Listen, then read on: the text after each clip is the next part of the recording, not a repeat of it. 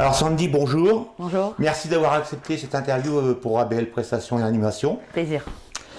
Alors je voudrais savoir à quel moment de votre vie vous a-t-on dit pour la première fois « C'est fou, tu ressembles à Amy Winehouse ».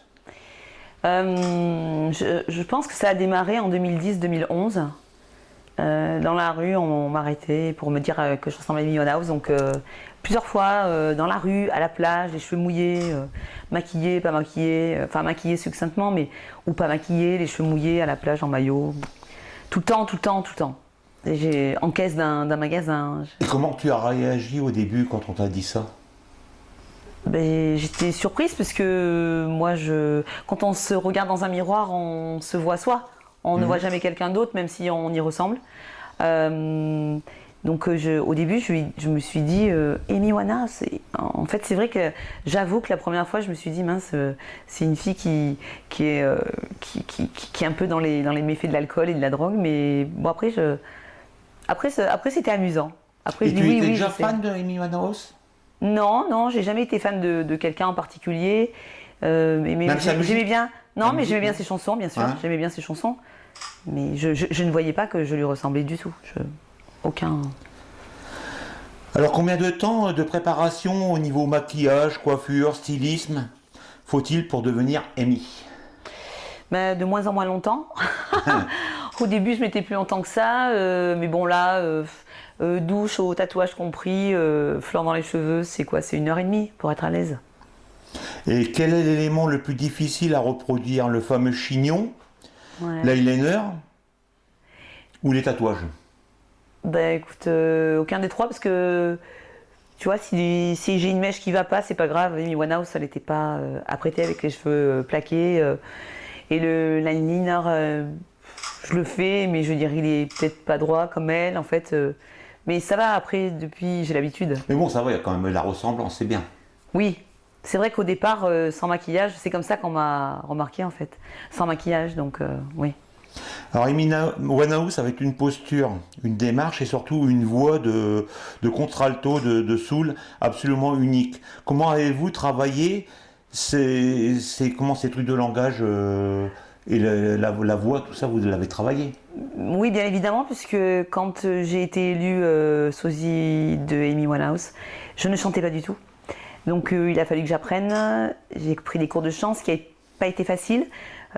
Car quand on ne sait pas chanter, alors le ventre, le souffle, il faut penser à ça, la voix, enfin trop de choses. Alors moi je suis quelqu'un de cérébral, on m'a beaucoup parlé, il y a des professeurs de chant qui m'ont donné des cours, des professeurs bien calés, mais c'est pas eux qui m'ont foncièrement beaucoup aidé. Et je me rappelle d'un choriste qui avait une école de musique et de danse qui m'a beaucoup parlé. J'ai pris des cours avec lui et c'est lui qui m'a fait quand même sortir le premier vrai son de Amy Winehouse. Il y a eu combien de temps de travail pour apprendre tout ça? Déjà apprendre les chansons, oui. Et puis après... en fait, quand j'ai été élue sosie de Amy Winehouse en 2012, le 27 janvier 2012, j'ai tout abandonné. Le soir, plus de télé, plus trop de loisirs. J'ai pris les textes d'Amy Winehouse, la musique dans les oreilles et j'apprenais toutes les paroles parce que je ne chante pas phonétiquement. Et donc j'ai tout abandonné pour faire ça, donc ça m'a mis du temps. Il y a certaines chansons sur lesquelles je butais sur 2 phrases. Je me rappelle une phrase dans Amy, j'ai mis 1 mois à la sortir parce que avec les mots, comme elle les enchaînait, je n'arrivais pas. Et voilà, donc ça a été du travail bien évidemment, mais payant.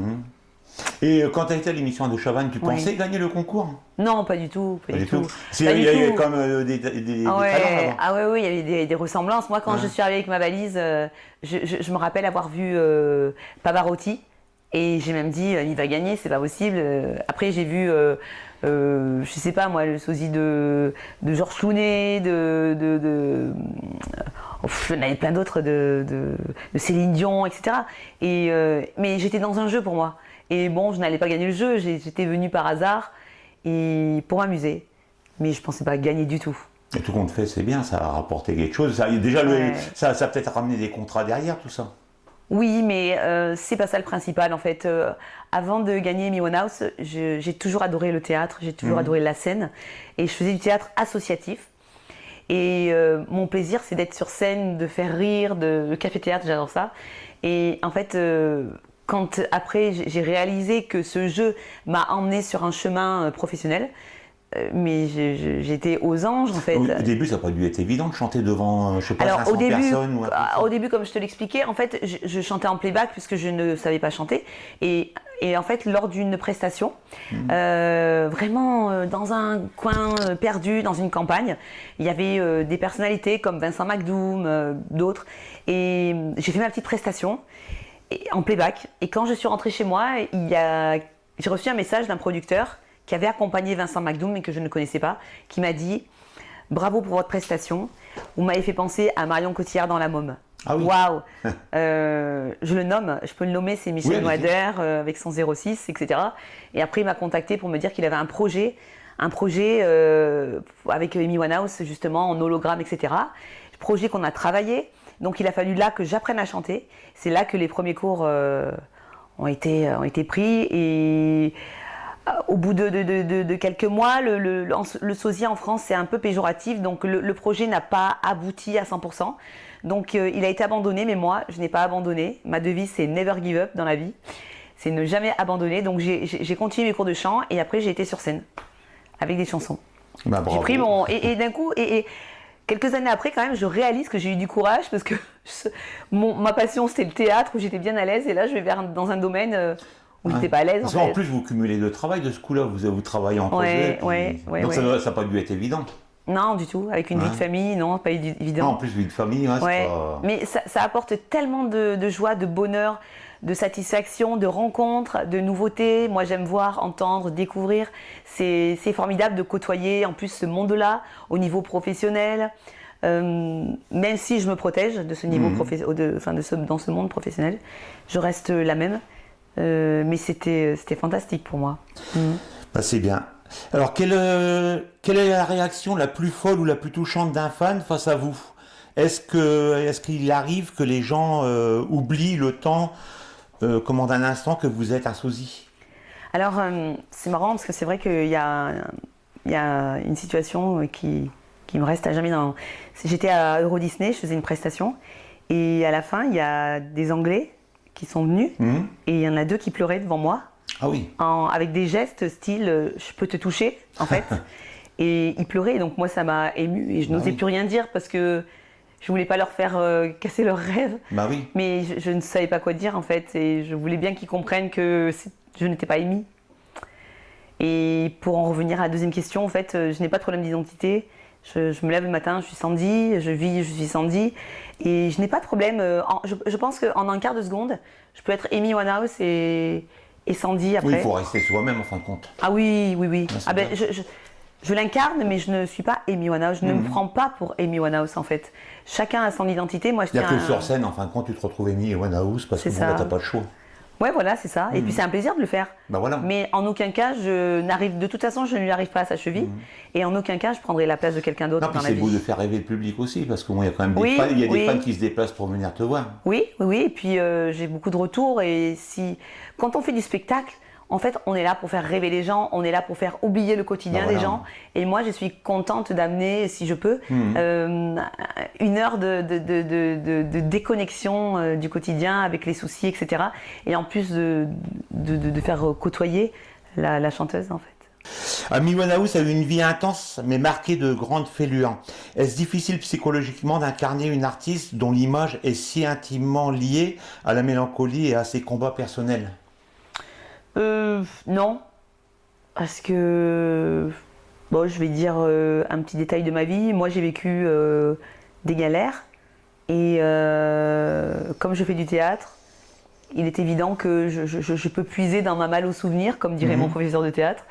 Et donc, dans ce contexte-là, j'arrive à incarner son personnage un peu noir des fois. Mais après, comme elle était très intérieure, pour moi, c'est pas trop difficile de rester à l'intérieur de soi et voilà. Et puis je n'essaie pas de l'imiter en fait, je ne la parodie pas dans l'alcoolisme ou dans la drogue, pour le dire, parce que j'estime que quand on a quelque chose comme ça, comme addiction, on a une tristesse au fond de soi et qu'on traduit comme ça.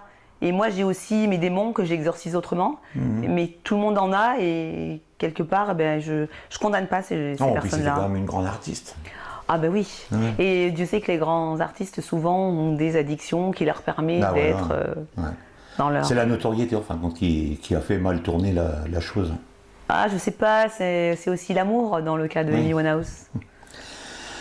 Votre morceau préféré, si vous deviez chanter ou incarner qu'une seule de ces chansons pour le restant de votre carrière, laquelle choisirez-vous et pourquoi? Alors, ben, y en a une que j'aime vraiment, qui n'est pas connue du grand public, c'est Will You Still Love Me Tomorrow?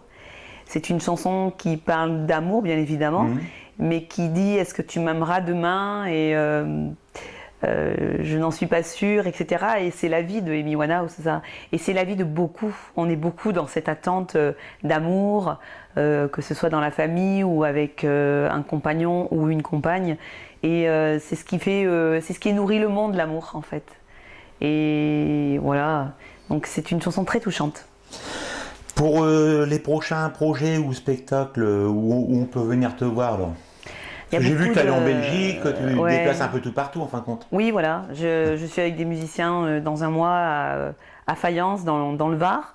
Je suis le lendemain dans un petit endroit à l'Egade. Je suis en Belgique. Je suis dans des soirées privées, mariage ou anniversaire, etc. Voilà. C'est très bien, comme ça, Oui. il y a du travail, c'est bien. Et quel mot tu peux dire pour la fin, pour ABL Prestations, déjà, et Animation qui te font... Bah, déjà, je remercie ABL Prestations et Animation qui s'occupe de moi de manière très professionnelle et très affective. Et déjà, je les remercie du profond de mon cœur. Et je voulais aussi, à chaque fois que j'ai l'occasion, de remercier le public qui me suit, qui me soutient et qui me donne beaucoup d'amour. C'est important, un artiste vit avec du public. Sans public, il n'est rien. Donc je voudrais remercier tout le monde, tous ceux qui me soutiennent et qui m'envoient de l'amour parce qu'un artiste a besoin d'un peu plus d'amour qu'un des mortels. Donc ce soir, on va te suivre à ton concert de Moulins. Avec plaisir. Et puis, il y aura une série de dédicaces pour tes fans. Oui, Voilà. oui. Et Eh affection. Amy, on te remercie. Puis Merci. on te dit bon courage pour la suite. Merci Merci. beaucoup, je vous aime.